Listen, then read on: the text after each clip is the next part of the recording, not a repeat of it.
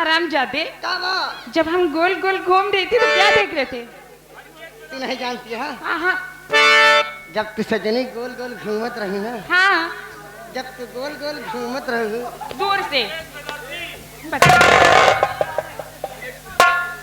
जब गोल गोल घूम रही थी क्या देख रहे थे? जब तू गोल गोल घूमत रही, हाँ, तब हम नीचे लेटे लेटे देखत रहे हैं क्या? दिल्ली का लाल किला। दिल्ली की नहीं, तुम्हें मैं उन्नाव का लाल किला दिखाऊंगी। उन्नाव का नहीं, हाँ। डलमऊ का लाल किला हराम।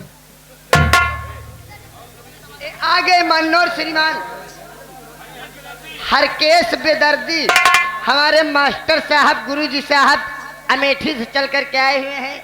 हमारे मनोर श्रीमान राम कुमार डांसर के मित्र साहब हरकेश बेदर्दी 100 की नोट से 51 रुपया पुरस्कार। हमारे विनोद भैया के सहेली गीत को देखते हुए सुनते हुए एक 50 रुपया पुरस्कार हमारी पार्टी हार्दिक स्वागत करती है।